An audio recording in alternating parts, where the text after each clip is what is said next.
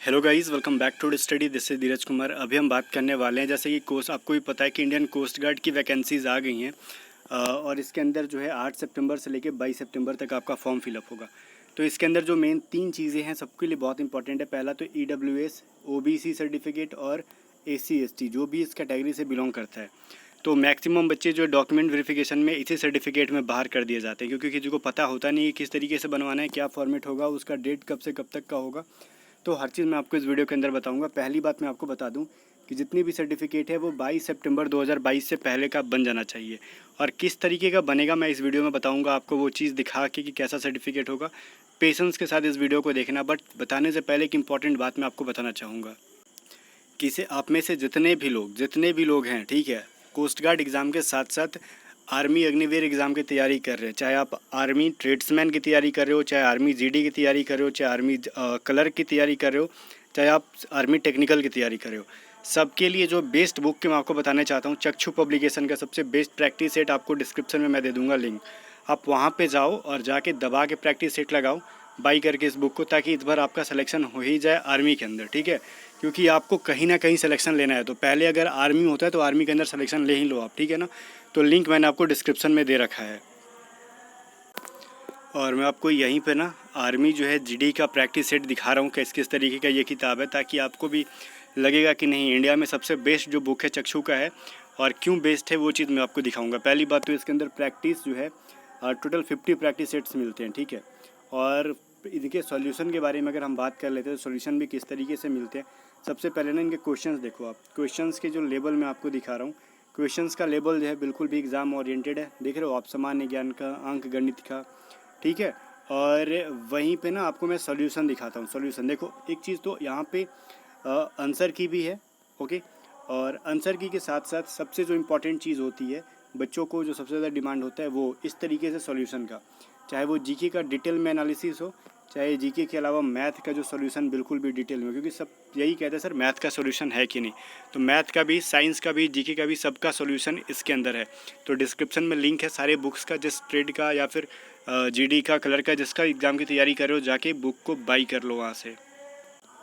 तो सबसे पहले मैं आपको ना ये SC ST सर्टिफिकेट दिखा रहा हूँ। देखो SC ST का सर्टिफिकेट का जो फॉर्मेट है वो आपको डिस्क्रिप्शन मतलब ये स्क्रीन पे दिख रहा है, ठीक है। वैसे आप जो इंडियन कोस्ट गार्ड के जो है वेबसाइट से डाउनलोड कर सकते हो इनके सर्टिफिकेट का पूरा फॉर्मेट। बट गाइज मैं कुछ OBC और EWS वाले मत डाउनलोड करना वहाँ से, मैं बताऊँगा आपको क्यों।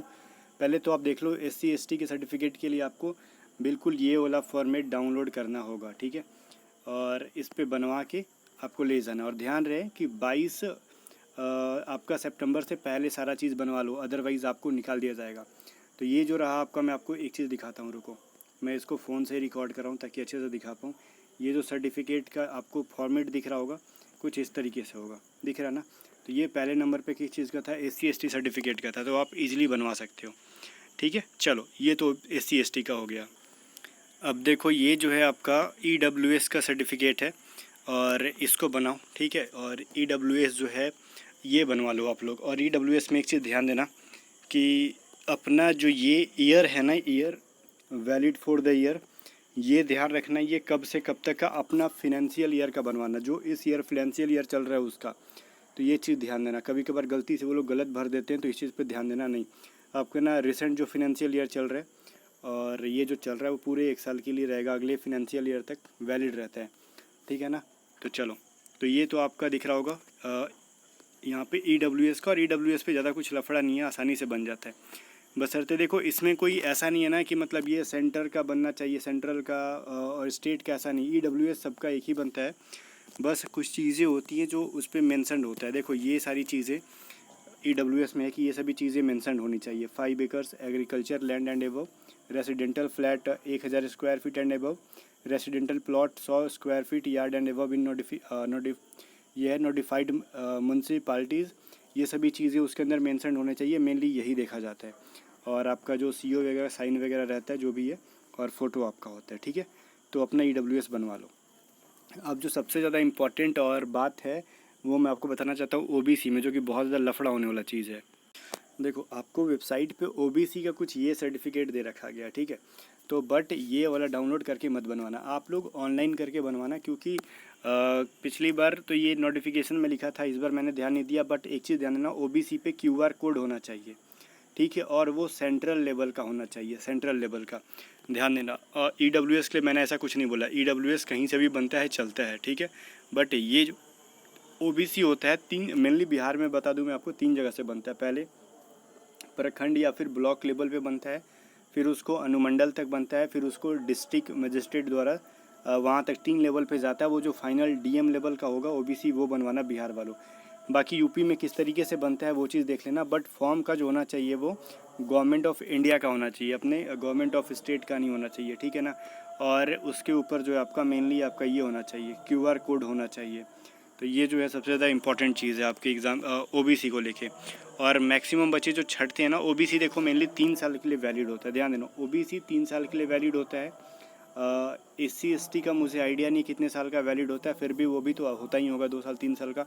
बट आपका जो है ना ईडब्ल्यूएस जो आपका फिनेंशियल ईयर ख़त्म होता है उसकी भी वैलिडिटी ख़त्म हो जाती है।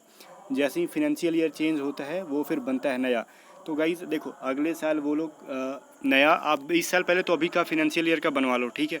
मैं आपको जो बताना चाहता हूँ, अगर ईडब्ल्यूएस से हो तो अभी फ़िलहाल का फिनेंशियल ईयर का बनवा लो, और फिर अगला जैसे ही फिनेंशियल ईयर ख़त्म होगा उस टाइम का भी बनवा लेना, और दोनों लेके चले जाना डॉक्यूमेंट वेरिफिकेशन के टाइम पे, ठीक है। जो आपसे मांगेंगे वो ला जाके उनके रख देना सामने।